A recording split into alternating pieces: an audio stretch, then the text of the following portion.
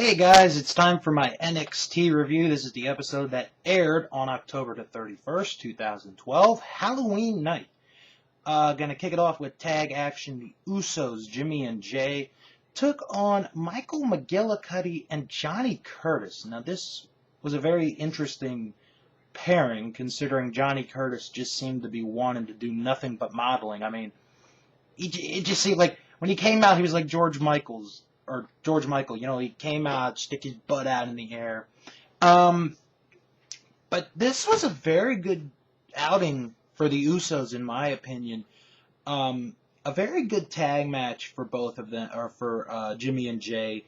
McGillicuddy and Curtis could be a very good tag team down the line in the near future. It just depends on if WWE trusts putting that team on TV a lot.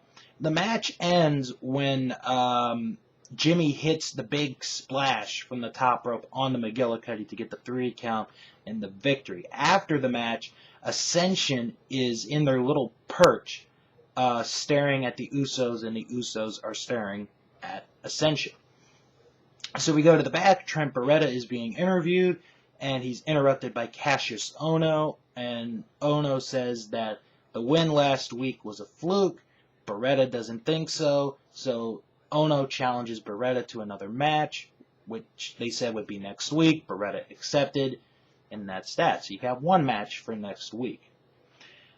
The next match, Xavier Woods, for those who don't know, was formerly Consequences Creed in TNA, against Leo Kruger.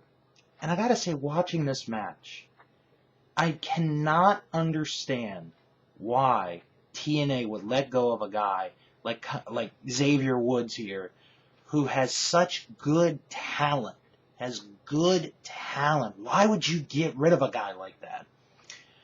But no, this was the most offense that any opponent had on Leo Kruger since I had started watching NXT. It was a very good match. I'd love to see more Xavier Woods in the near future, but Leo Kruger ended up getting the win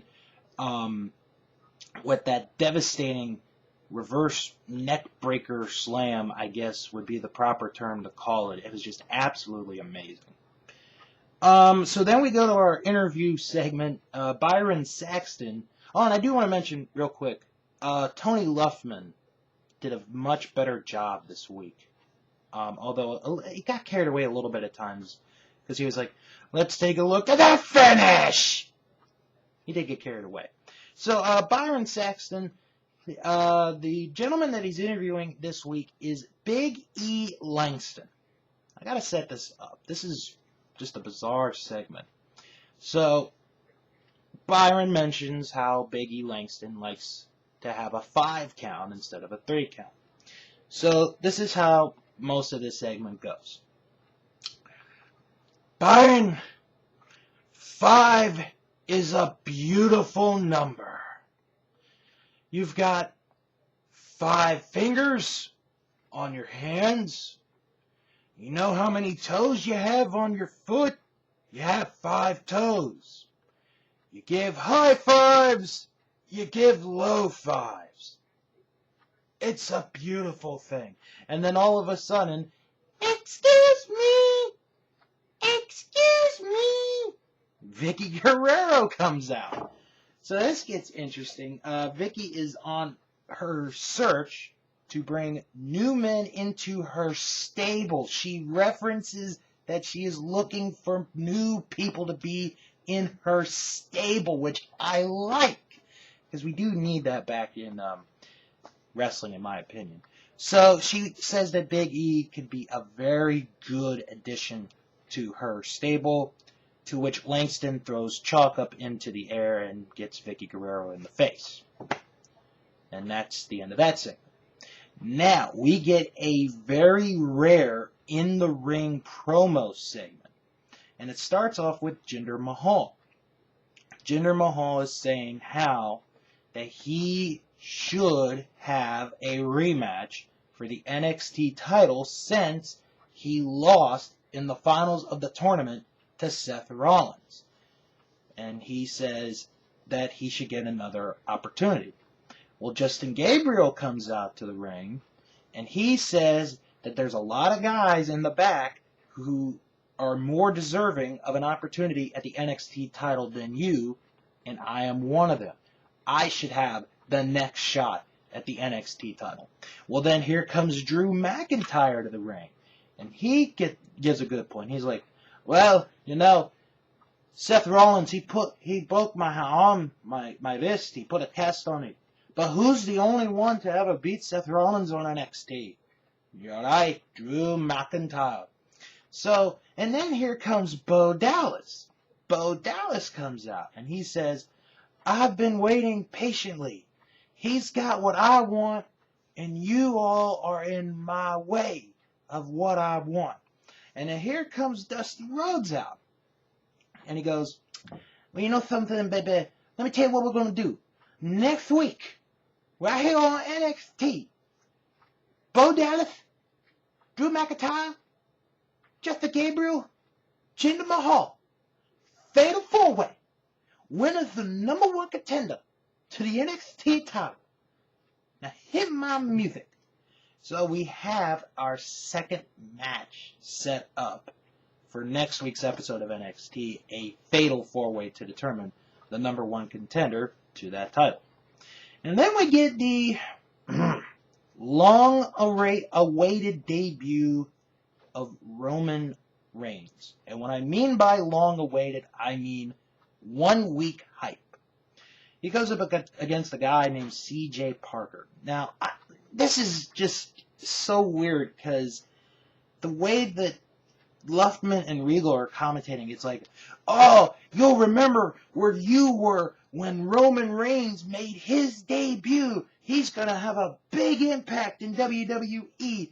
You'll want to tell your kids where you were when Roman Reigns made his debut on NXT. So I'm sitting there and I'm thinking, you just mentioned him a week ago. I mean, come on.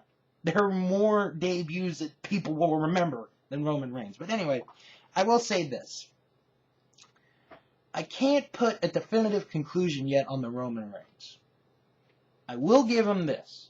He's got the right size for WWE. 6'3", a little bit over 260 pounds, very muscular.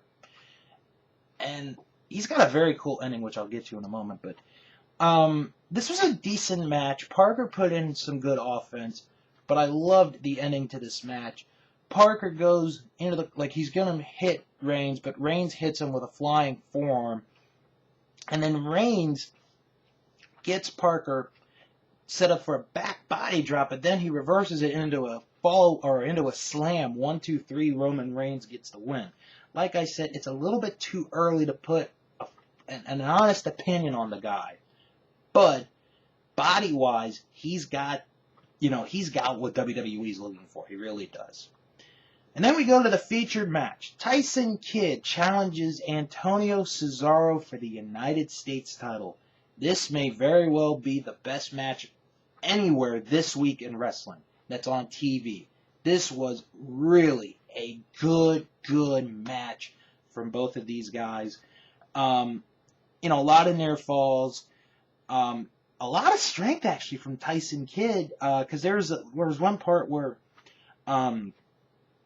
Kidd, was in the bridge, and then Cesaro got his knees down, put on him, but then Kidd would bridge back up, and then Cesaro would, put him down, and then Kidd would bridge up again, and it looked really good.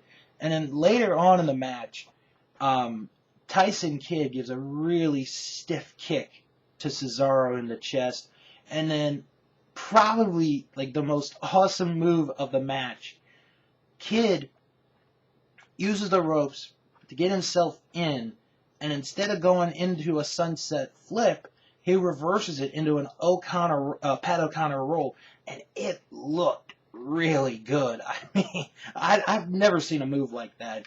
And in the end of the match, Kidd runs to the ropes, Cesaro lifts him up, gives him a European uppercut, and then hits him with the cradle pile driver, the neutralizer, and Cesaro gets a 3 count to win, stays the U.S. champion, and that is your episode of NXT. All in all, this was a good episode. That main event, is worth it alone. Plus a very good match with Xavier Woods and Leo Kruger. And, the segment for the number one contendership was really good.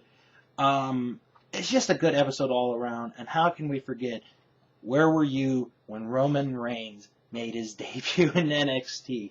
You'll talk about that to your grandkids forever. But all in all, this was a good episode of NXT. The next episode will have Cassius Ohno against Trent Beretta and the Fatal 4-Way to determine the number one contender to the NXT title. Jinder Mahal, Justin Gabriel, Drew McIntyre, and Bo Dallas.